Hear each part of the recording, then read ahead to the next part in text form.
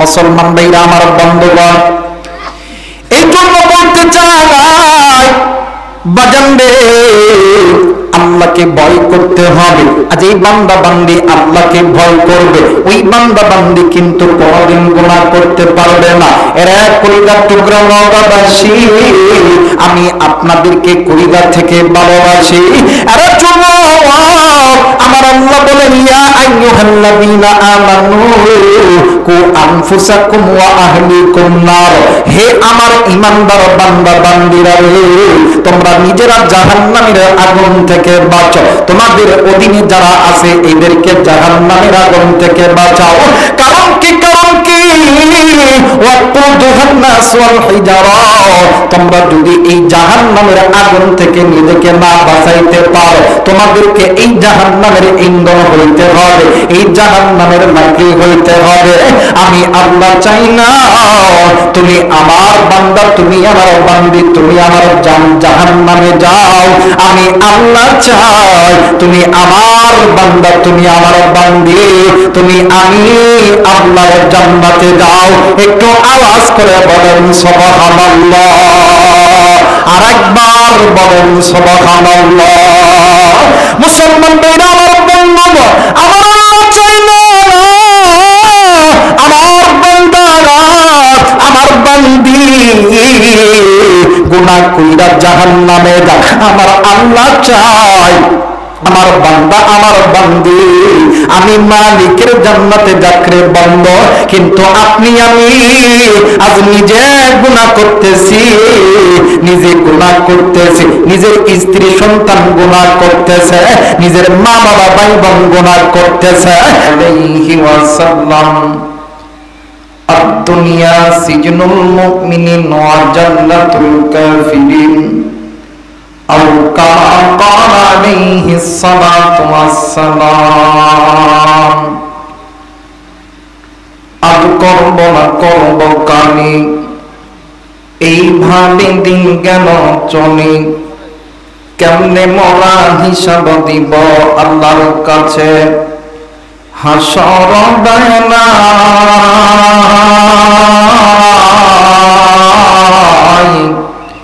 দিন ফুরিয়ে যাই রে আমার, সময় ফুরিয়ে যায়। তবে মানুষ তো মরা সবে মনে রেখ, একদিন তো সবার শরীর থাকবে না রে।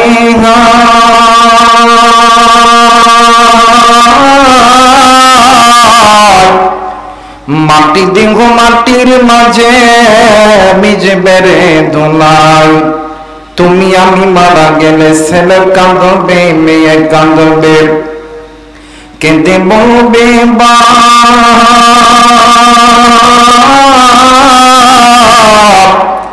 তবু মানুষ নির্দয় হয়ে দিবে রে তুলে মাটির চাপ। সবাই আল্লাহর নামের জিকির করি লা ইলাহা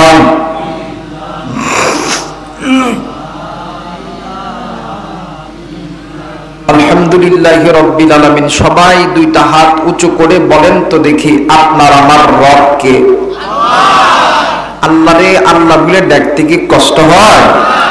গুনাহ মাপের আশায়, গুনাহ যদি থেকে থাকে গুনাহ মাপের আশায় মায়া কইরা মোহাব্বতে ডাক দেন না, বলেন না আল্লাহ।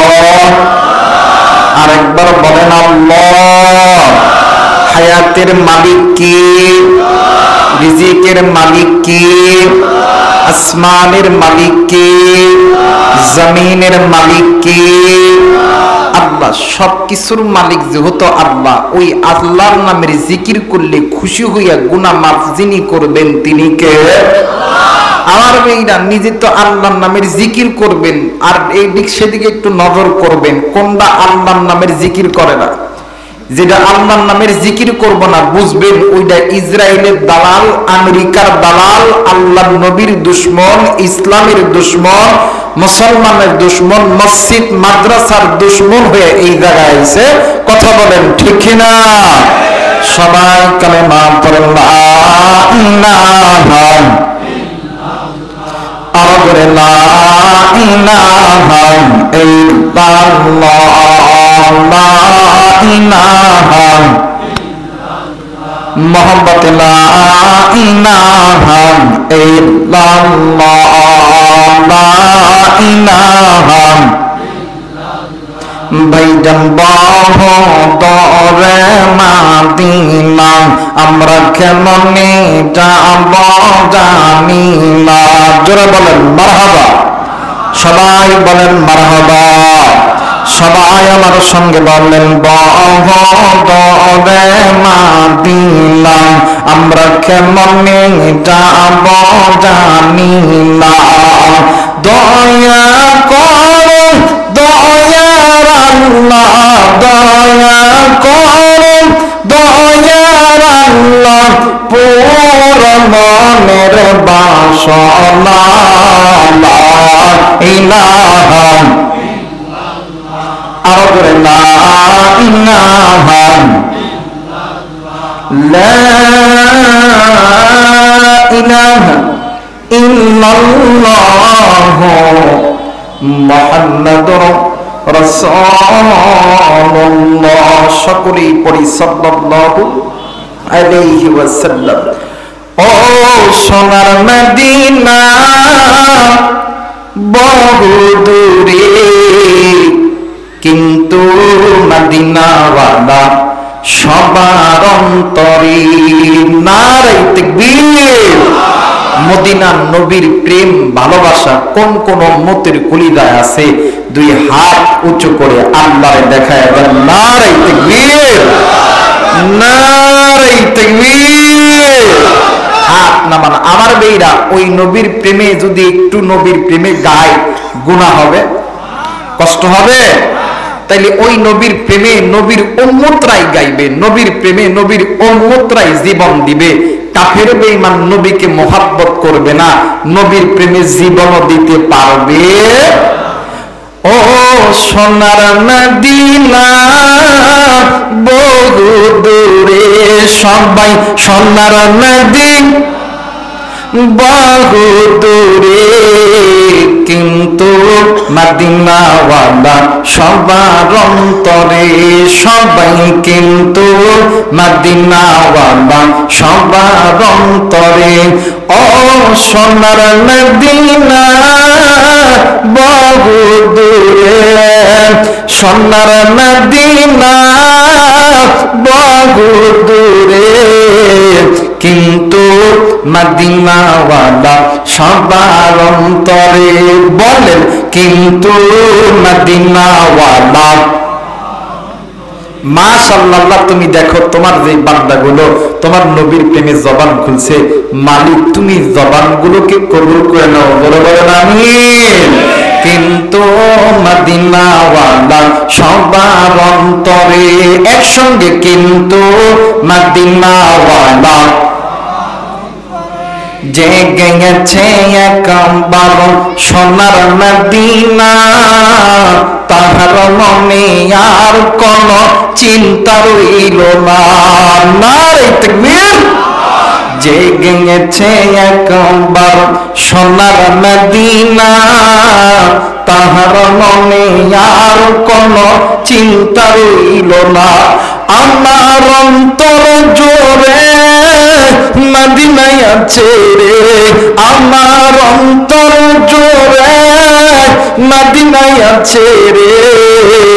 ওই মদিনা কেমনে যাব মন মানে না রে, ওই মদিনা কেমনে যাব মন মানে না রে।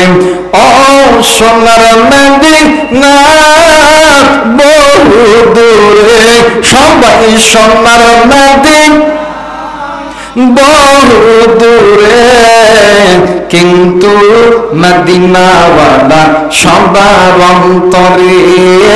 কিন্তু মদিনাওয়ালা সবার অন্তরে। আলহামদুলিল্লাহ রাব্বিল আলামিন।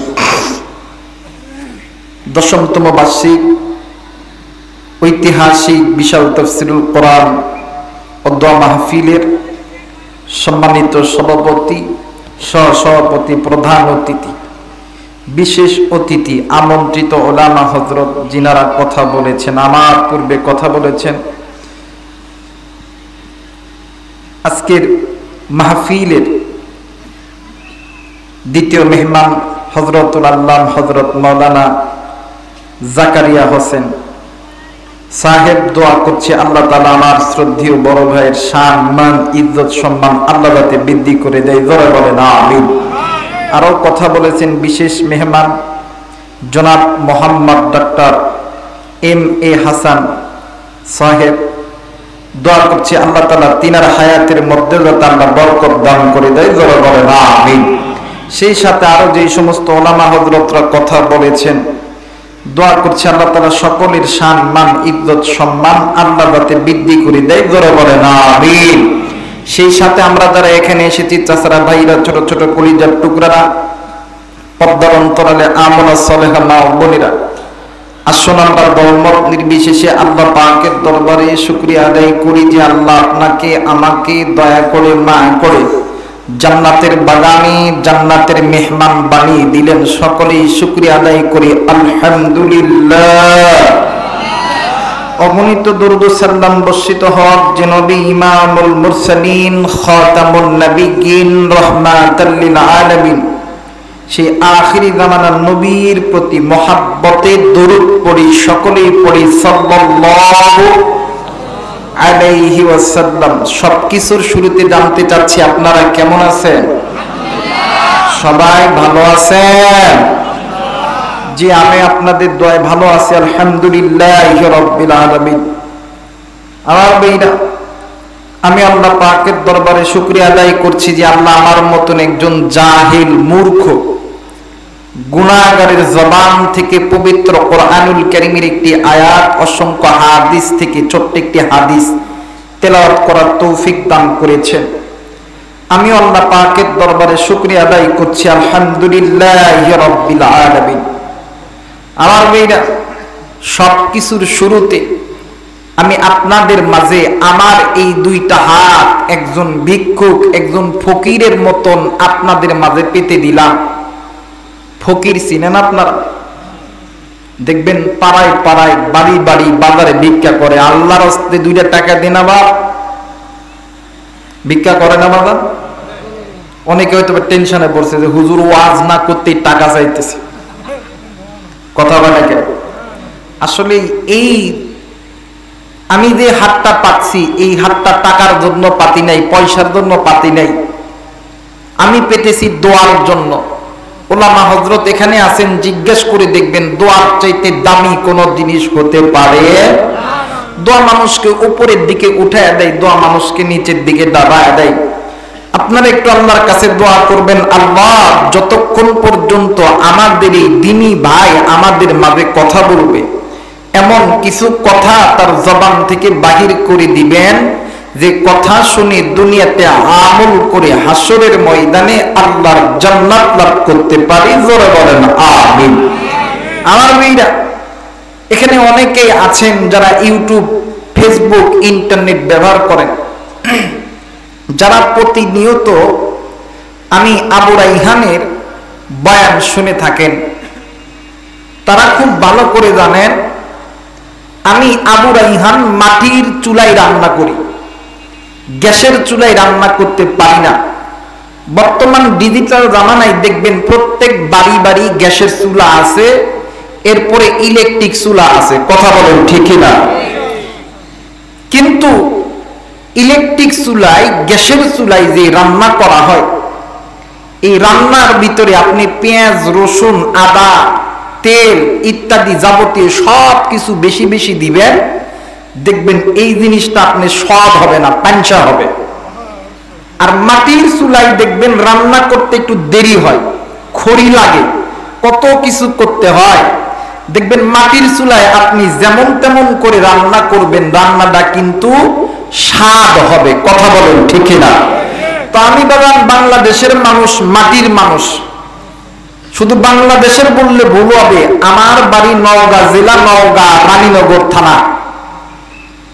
আমি অত্র এলাকার সন্তান। এই জন্য মাটির মানুষ মাটির চুলায় একটু রান্না করতে যদি একটু সময় বেশি লাগে, আপনারা কি দিতে রাজি আছেন? কথা বলেন আছেন? কে কে রাজি নাই? কারা কারা রাজি নাই? দুই হাত উঠান তো দেখি। সবাই রাজি আছেন?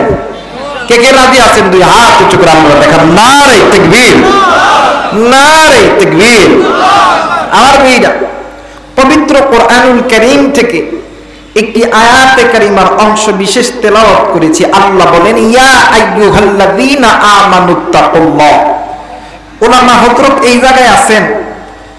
আগেই বলেছি আমি বড় কোনো আলেম না, আমি একজন জাহেল, মূর্খ, ইলমবিহীন, আমলবিহীন। শুধুমাত্র এই জায়গায় বসেছি আমার মায়ের দোয়া, উলামায়ে কেরামদের দোয়া, আল্লাহ তাআলার দয়ার বরকতে। সুবহানাল্লাহ বলবেন না? যেমন দেখেন, ঈদের দিন থেকে ঈদের পরের দিন 2 দিন আমি ওয়াজ করছি। কয়দিন? কথা বলেন, কয়দিন? 2 দিন। এরপর থেকে এত অসুস্থতার ভিতরে আল্লাহ তাআলা অসুস্থতার নিয়ামতের মধ্যে ফেলাইছে। আলহামদুলিল্লাহ, সুস্থতাও আল্লাহর নিয়ামত, অসুস্থতাও আল্লাহর নিয়ামত। সেই থেকে আজ পর্যন্ত কোন মাহফিলে একদম ডাক্তার নিষেধ। আজকে আমার বাড়িতে আমার 5 ভাই, 4 বোন, আমার মা, আমার দুলাভাই, সবাই একদিক। কেউ চাই না যে আমি ওয়াজে আসি, কিন্তু আজকের এই ওয়াজে না আসলে আপনারা হয়তো বা আমার একটু গালি দিতেন। সবচেয়ে বেইজ্জতি হতো অত্র এলাকার ওলামায়ে কেরাম। আর এই ওলামায়ে কেরামদের ভিতরে আমার একজন ওস্তাদ আছেন, মাথার সারে তাজ, মাথার মুকুট, হযরতুল আল্লাহ হযরত মাওলানা রেজাউল করিম সাহেব। দোয়া করছি আল্লাহ তাআলা হযরতের শান মান আল্লাহ রাতে বৃদ্ধি করে দেয়। জোরে বলেন আমিন। সেই সাথে অত্র এলাকার যত উলামায়ে কেরাম আছে, যত তলবে ইলম আছে, যত আলিয়া হোক, কওমি হোক, সকল বড় আলেমদেরকে আল্লাহ যাতে কবুল করে নেয়। জোরে বলেন আমিন। আমার মেয়েরা, আমি যে আয়াতে কারিমা তেলাওয়াত করেছি, আল্লাহ বলেন, ইয়া আইয়ুহাল্লাযীনা আমানুত্তাকুল্লাহ। যারা তোমরা ঈমান এনেছো আমি আল্লাহর উপরে, ইত্তাকুল্লাহ, আমি আল্লাহকে ভয় করার মতন ভয় করো। দ্বিতীয় নাম্বার, ওয়া কুনু মা'আস সাদিকিন, তোমরা সত্যবাদীদের সাথী হয়ে যাও, বন্ধু হয়ে যাও। কথাটি বুঝে থাকলে জবাব দিবেন, কথাটি কার? আর একবার বলেন কার? আর একবার বলেন কার? আল্লাহ। এই এশিয়া মহাদেশের ভিতরে সবচেয়ে বড় ইলমুল মাদারিস দারুল উলুম দেওবন্দ মাদ্রাসা। এই দারুল উলুম দেওবন্দ মাদ্রাসার আমার একজন মুরব্বী ছিলেন, আমার একজন ওস্তাদ ছিলেন, হযরতুল আল্লাহ হযরত মাওলানা আব্দুল খালেক সাম্বলি সাহেব রহমতুল্লাহ আলাইহি। আমি হযরতের সঙ্গে দীর্ঘ 1 বছর হযরতের সহবতে ছিলাম। তো হযরত একদিন কিছু ছাত্র ভাইদেরকে নসিহত করতেছিলেন। আমি যে আয়াত তেলাওয়াত করেছি, এই আয়াতের তাফসীর ছাত্র ভাইদের কাছে বলতেছিলেন। হঠাৎ করে একজন ছাত্র ভাইরা বললেন যে, হুজুর, আমরা ঈমান এনেছি আল্লাহর উপরে, আল্লাহকে ভয় করতে হবে, এইটাও বুঝলাম, কিন্তু ওয়া কুনু মা'আস সাদিকিন, দ্বিতীয় নম্বরে আল্লাহ বলল তোমরা সত্যবাদীদের সাথী হয়ে দাও, বন্ধু হয়ে দাও। এখন হুজুর, আপনার কাছে প্রশ্ন হইল, এই সত্যবাদী কারা? সত্যবাদী কথা বলে, সত্যবাদী। তখন হযরত বললেন, সত্যবাদী তারা যাদের কাছে আল্লাহর কোরআনের ইলম আছে, ইলম অনুযায়ী আমল আছে, এরাই হইল সত্যবাদী। আর এমন একজন ব্যক্তির সঙ্গে তোমরা তোমাদের বন্ধুত্ব করো, দেখবা সমাজে কোনোদিন গুনাহ থাকবে না, সমাজে বেপরদা চলবে না, সমাজে ধর্ষণ চলবে না, সমাজের ভিতরে সুদ চলবে না, গাঁজা চলবে না, হিরোইন চলবে না। সমাজটা হবে কোরআনের রাষ্ট্র কায়েমের কারখানা। কথা বলেন ঠিক কিনা? আমার মেয়েরা, কিন্তু আফসোস, আজকে মুসলমান আপনি আমি শুধুমাত্র ঈমান এনেছি, ঈমান আনার পরে মুসলমান নিজে গুনাহ করি, নিজের স্ত্রী সন্তান গুনাহ করে, নিজের মা বাবা গুনাহ করে, নিজের ভাই বোন গুনাহ করে, নিজের আত্মীয় স্বজন গুনাহ করে। আমার মেয়েরা, আমার বন্ধুগণ, বলেন তো দেখি, আপনি আমি যে গুনাহ করি, সামনে পিছনে ডানে বামে গোপনে পানির নিচে ঘরের ভিতরে, এই গুনার কথা পৃথিবীর কেউ জানে না। জানেন তিনি কে? আরেকবার বলেন কে? এর নাম হইল তাকওয়া। বান্দা যদি একটা জিনিস মনে কইরা রাখে যে আমি যে গুনাহ করতেছি, ঘরে হোক বাহিরে হোক, নির্জনে হোক পানির মধ্যে হোক গর্তের মধ্যে হোক, ডানে হোক বামে হোক, সামনে হোক পিছনে হোক, আমার গুনার খবর কেউ জানে না, কিন্তু একজন জানেন, তিনি হইল আমার আল্লাহ। ওই বান্দা বান্দি ঈমান আনার পরে তাকওয়ার গুণ অর্জন করলো, আর যে বান্দা বান্দি তাকওয়ার গুণ অর্জন করবে, ওই বান্দা বান্দি তার বন্ধুত্ব হবে এমন একজন ব্যক্তির সঙ্গে, যে ব্যক্তির কাছে আল্লাহর কোরআনের ইলম আছে, ইলম অনুযায়ী আমল আছে, আর ওই বান্দা বান্দি তাদের সঙ্গে বন্ধুত্ব করা মাত্রই সমাজটা জান্নাতি পরিবেশ হয়ে যাবে। কথা বলেন ঠিক কিনা? কিন্তু মুসলমান আজকে সমাজের ভিতরে সত্যবাদী আছে, সত্যবাদী আছে, কিন্তু সমাজের মানুষ সত্যবাদীদেরকে দাম দেয় না, মসজিদের ইমামদেরকে দাম দেয় না, মাদ্রাসার আলেমদেরকে দাম দেয় না। কারণ এরা যদি সমাজের মানুষের বিচারে বসতো, ওই বিচারের মধ্যে ঘুষ চলতো। কথা বলেন, ঘুষ চলতো। বর্তমানে আমার বাংলাদেশের বিচার ব্যবস্থা দেখবেন, এলাকার 5-7 জন মাতব্বর বসছে, একটা যুবক পোলা একজন যুবতীরে ইফটিজিং করছে, এলাকার মাতব্বররা বিচার করতেছে, 5 জন মাতব্বর এক সাইডে, একজন মাতব্বরকে ভাই আমার ভাগনা হয় একটু দেখে কথা বলে, এই ভাগনা দেখেন কইরা বিচারে যায় কি হয়, কান ধইরা উঠবো। পরের দিন ওই পোলা আবার ওই মাইয়ারে ইফটিজিং করতেছে। আর ওই জায়গার ভিতরে যদি একজন মসজিদের ইমাম, একজন মুয়াজ্জিন, একজন মাদ্রাসার উলামায়ে কেরামদেরকে যদি বিচারের দায়িত্ব দেওয়া হতো, আর তারা যদি আল্লাহর কোরআনের আইন হিসাবে যদি বিচার করত, ওই সন্তান পরের দিন আর রাস্তায় দাঁড়াইতে পারত না, আমার বোনেরা ধর্ষিতা হইতেও পারত না। কথা বলেন ঠিক কিনা? কিন্তু আফসোস, আজকে সত্যবাদী আছে, কিন্তু আমরা সত্যবাদীদের সাথে হইতে পারি? কথা বলেন, পারি? মুসলমান ভাইরা, আমার বন্ধুগণ, আজকে মুসলমান তুমি আমি ঈমান আনার পর ইত্তাকুল্লাহ, আল্লাহর ভয় মুসলমান তুমি আমি অর্জন করতে পারি না। কিন্তু মুসলমান বাবাজি, কলিজার টুকরা যুবক, কলিজার টুকরা মা, কলিজার টুকরা বোন, একটা কথা বলে যায়, আপনি আমি যা কিছু করতেছি রে বন্ধু, ওঠা বসা খাওয়া পড়া, আপনি আমি যা কিছু করতেছি রে বন্ধু, ওপেনে হোক গোপনে হোক, বাগানে আমার পৃথিবীর কোন মানুষ দেখে না, একজন দেখেন, তিনি হইল আমার আল্লাহ। এই জন্য মুসলমান চিন্তা করবেন, এতটুকু ধারণা যদি কোন নারী, যদি কোন পুরুষ তার অন্তরের মধ্যে আনতে পারে, আমি যেই কাজটা করতেছি এই কাজটা পৃথিবীর কেউ দেখে না, দেখেন আমার আল্লাহ।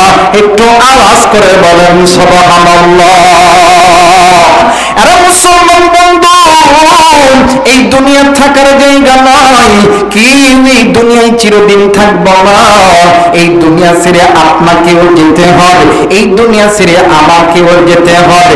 কেন আপনি আমি মুসলমান নিজেকে দাবি করার পরে কেন আপনি আমি আল্লাহকে ভয় করব না? কেন আপনি আমি সত্যবাদীদের সাথে হইব না? আরে বাবার বাবাজিরা, এরা মহাদেবপুরের মা বোনেরা, সত্যবাদী ছিলেন নবীরা, সত্যবাদী ছিলেন সাহাবীরা, সত্যবাদী ছিলেন তাবেঈরা, সত্যবাদী ছিলেন আইম্মায়ে মুজতাহিদরা, সত্যবাদী ছিলেন আউলিয়ায়ে কেরামরা, সত্যবাদী উলামায়ে কেরামরা। দিন যত সামনের দিকে যাবে আল্লাহর ইলম জমিন থেকে উঠে যাবে, সত্যবাদীগুলো আস্তে আস্তে হারায় যাবে। ভাই গো, আর যতই পিছনের ইতিহাসগুলো আপনি টানবেন, সত্যবাদীদের ইতিহাস আপনি পাবেন। ভাই গো, এই জন্য একজন নেককার দিনদার পরহেজগার আলেমের সঙ্গে, একজন ব্যক্তির সঙ্গে আপনি আপনার বন্ধুত্ব রাখা। কেন আপনি আলেমের সঙ্গে বন্ধুত্ব রাখবেন? আমার বেইরা, আমার বন্ধুগণ, ইন্নাল উলামা ওয়ারাসাতুল আম্বিয়া, এই আলেমরাই তো নবীদের ওয়ারিস। এই জামানায় নবী নাই, সাহাবী নাই, তাবেঈ নাই, এই জামানার সবচেয়ে বড় নবীর ওয়ারিস হইল উলামায়ে কেরাম, উম্মতের উলামায়ে কেরাম নবীর ওয়ারিস। আর এই উলামায়ে কেরামদেরকে, এই উলামায়ে কেরামদের সঙ্গে বন্ধুত্ব রাখতে হবে। তাইলে সমাজের ভিতরে বেনামাজি থাকবে না, সুদখোর থাকবে না, ঘুষখোর থাকবে না, জেনাখোর থাকবে না, বেনামাজি থাকবে না, বেপরদায় চলাফেরা কেউ করতে পারবে না, মুসলমান গুনাহের জিন্দেগি কাটাইতে পারবে না। মুসলমান আল্লাহর জান্নাতের পথে যাবে। একটু আওয়াজ করে বলেন সুবহানাল্লাহ, আরেকবার বলেন সুবহানাল্লাহ। মুসলমান ভাইরা, আমার বন্ধুগণ, আমার ভাইরা, আমার বাবাজিরা রে, আমার ভাইরা, আমার বন্ধুগণ, নাম শুনছেন আল্লাহর বান্দা বাইজিদ বুস্তামি রহমাতুল্লাহ। ভাই গো, দেখেন দেখেন এরা কেমন সত্যবাদী ছিলেন রে বন্ধু। এরা এদের জামানার ভিতরে এরা দিনকে কেমন ভাবে প্রতিষ্ঠিত করেছে, কিন্তু আপনি আমি দিনকে কেমন ভাবে প্রতিষ্ঠিত করতেছি। কিন্তু ভাই গো, এই তো বাগানে আমার 12 তারিখে আমার বাংলাদেশের ভিতরে এমন একটা ইতিহাস তৈরি হইয়া গেছে। বাংলাদেশের ভিতরে কয়েকজন আলেম মিলিয়া এই বাংলাদেশের সকল মানুষকে এক প্ল্যাটফর্মে দাঁড় করাইছে। ধন্যবাদ জানাই আল্লামা মামুনুল হক, ধন্যবাদ জানাই মিজানুর রহমান আজহারী সাহেবকে, ধন্যবাদ জানাই শেখ আহমদুল্লাহকে, ধন্যবাদ জানাই আমাদের নওগাঁর সন্তান, কৃতি সন্তান আব্দুল হাই মোহাম্মদ সাইফুল্লাহ ভাইকে। আমরা তাদেরকে বলতে চাই, আপনারা সামনের দিকে চলে। আপনারা যে প্ল্যাটফর্ম তৈরি করার চিন্তা করতেছেন, এই প্ল্যাটফর্ম যদি বাংলার জমিনে তৈরি হয়, এই বাংলার জমিনে আলেমদের বিরুদ্ধে, ইসলামের বিরুদ্ধে, মসজিদ মাদ্রাসার বিরুদ্ধে কেউ আঙ্গুল তুলে কথা বলার সাহস পাবে না। কথা বলেন ঠিক না? মুসলমান ভাইরা, আমার বন্ধুগণ, একজন হক্কানি, একজন আলেম, একজন সত্যবাদীদেরকে যদি বন্ধু বানাইতে পারেন, আপনার সমাজ, আপনার গ্রামটা উন্নতি হয়ে যাবে। বাগানে আমার আল্লাহর বান্দা বাইজিদ বুস্তামি রহমাতুল্লাহের জামানার ভিতর কিছু মানুষ একদিন হুজুরের দরবারে যাই, মানে হুজুরের দরবারে চলে গেছে। হুজুর ডাক দিয়ে কই, ভাইয়া তোমরা আমার দরবারে এই অসময়ে কেন আইছে বলো না? ডাক দিয়ে কই, হুজুর এই জামানার ভিতরে ওই তো আমাদের বাজারের ভিতরে বিশাল বড় একটা রাজপ্রাসাদ দেখা যায়। ওই রাজপ্রাসাদের ভিতরে রাজপ্রাসাদের মালিক কিছু মহিলাকে আনছে, ওই জায়গার ভিতরে বেশ্যা বিক্রি হয়। ওই বেশ্যাখানার ভিতরে এমন একজন সুন্দর নারী, হরিণের মতন বাগর বাগর চল, খারাসারি উটের মতন যাত্রা চল, যে যুবতীর কারণে অত্র এলাকার কোন যুবক নামাজ আদায় করে না, অত্র এলাকার কোন যুবক গুনার ভিতরে ঢুকে গেছে। হুজুর আপনার কাছে বলতেছি, আপনি এমন কিছু করেন যেই কাজটা করার কারণে আমার এলাকার মানুষগুলো ওই গুনাহ থেকে, জিনা থেকে বেঁচে যায়। আমার এলাকার মানুষগুলি যাতে 5 ওয়াক্ত নামাজি হইয়া যায়, আমার এলাকার বোনগুলি যাতে পর্দানিশী হয়ে যায়। আর মুসলমান বন্ধু, আজকে এই যে মাদ্রাসা, কেন এই মাদ্রাসা, এই মাদ্রাসা করার দ্বারা আপনার সন্তান পর্দানিশী হবে, আপনার সন্তান কোরআন শিখবে, আপনার সন্তান আমিলা সালেহা হবে, আপনার সন্তান হযরত খাদিজার জীবনে আদায় করবে, আপনার সন্তান হযরত ফাতেমার জীবনে আদর্শ মেনে নিবে, আপনার সন্তান সুমাইয়ার জীবনের আদর্শ মেনে নিবে, আপনার সন্তান আয়েশার জীবন আদর্শ মেনে নিবে।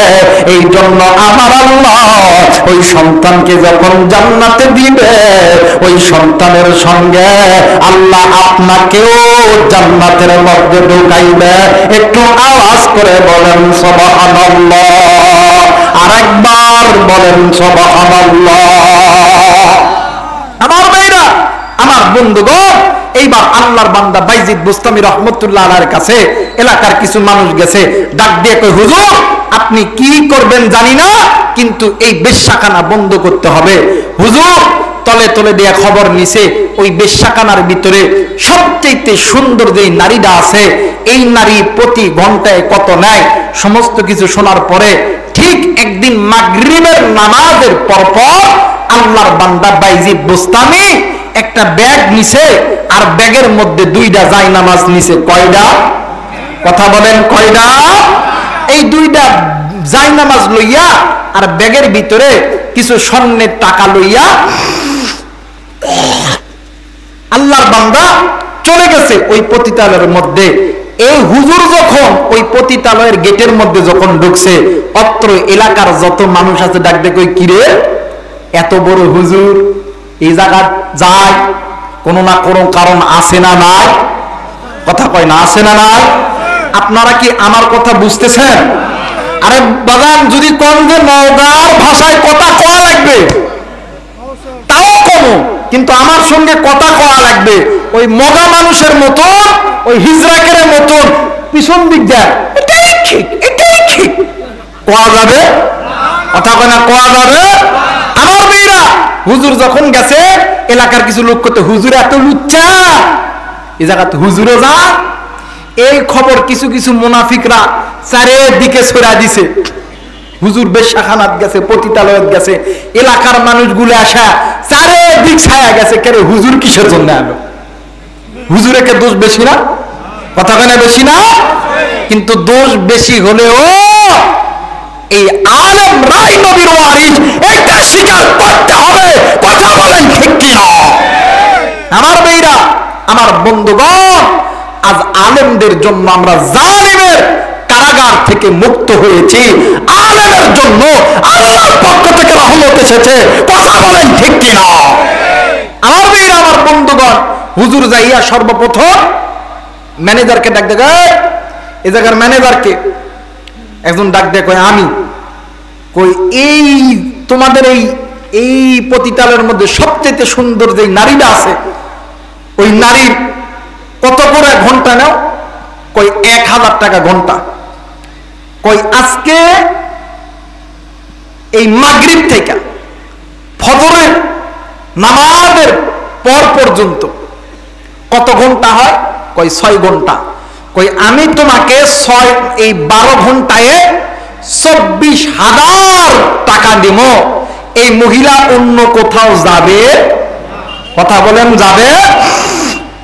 আমার মেয়েরা, এই 24,000 টাকা ওই জায়গায় গুনা দিয়া ডাক দিয়ে কই কোথায় আমাকে নিয়ে চলো। আমার মেয়েরা, আমার বন্ধুগণ, এইবারে মহিলার কক্ষে যখন গেছে, মহিলা হুজুরকে দেখা ডাক দিয়ে কয়, আল্লাহ এত বড় হুজুর, এরা ওই জায়গায় আসে?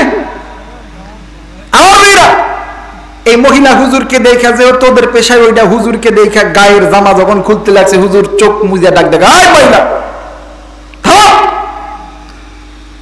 ডাক দিয়ে কয়, কেন? আপনি তো এই কাজটা করার জন্যই দেখাইছেন, তাহলে দেরি করে লাভ কি? দেরি করলে প্রত্যেক ঘন্টায় আপনার 2000 টাকা লস যাবে। ওই টাকা লস গেলে আমার যাবে। আমি তোমাকে কিনছি, আমি যা করব তোমার তাই করতে হবে। কই বলেন কি করতে হবে? ডাক দিয়ে কই এই জায়গার মধ্যে ওযুর জায়গা আছে? সুবহানাল্লাহ বলবেন না? এই জায়গার মধ্যে ওযুর জায়গা আছে? ডাক দিয়ে কয় হ। এবার ডাক দিয়ে কয় চলো আমি ওই জায়গায় দাঁড়াবো, আমি যেমন কইরা অজু করবো তুমিও তেমন কইরা অজু করবা। জোরে বলেন আল্লাহু আকবার। এবারে হুজুর অজু করছে, ওই পতিতালের মাইয়া এও অজু করছে। অজু করার পরে হুজুর ব্যাগের মধ্যে থেকে দুইটা জায়নামাজ বাহির করছে, একটা সামনে আর একটা পিছনে। হুজুর ডাক দিয়ে কই, মাগো আমি তোমাকে 24 ঘন্টার জন্য কিনে নিয়েছি, আমি যা করব তুমি তাই করবা। আমি এখন নামাজে দাঁড়াবো, তুমি আমার পিছনে নামাজে দাঁড়ায় দাও। আল্লাহু আকবার, আল্লাহু আকবার। হুজুর নামাজে দাঁড়ানোর পরে হুজুর যখন রুকু দিছে, রুকু থেকে উঠছে, আবার যখন সিজদায় গেছে, সিজদায় যায় বলতেছিলেন, আল্লাহ ও মালিক, আমার যতটুকু করার ছিল আমি করছি, বাকিটা করার দায়িত্ব হইল আপনি আল্লাহ। জোরে বলেন আল্লাহু আকবার। মুসলমান ভাইরা আমার বন্ধুগণ, এই জন্য বলতে চাই বাজান রে, আল্লাহকে ভয় করতে হবে। আজ এই বান্দা বান্দি আল্লাহকে ভয় করবে, ওই বান্দা বান্দি কিন্তু কোনদিন গুনাহ করতে পারবে না। এরা কলিজার টুকরা নওগাঁবাসী, আমি আপনাদেরকে কলিজা থেকে ভালোবাসি। এরা আমার আল্লাহ বলেন, ইয়া আইয়ুহাল্লাযীনা আমানু কু আনফুসাকুম ওয়া আহলিকুম নার।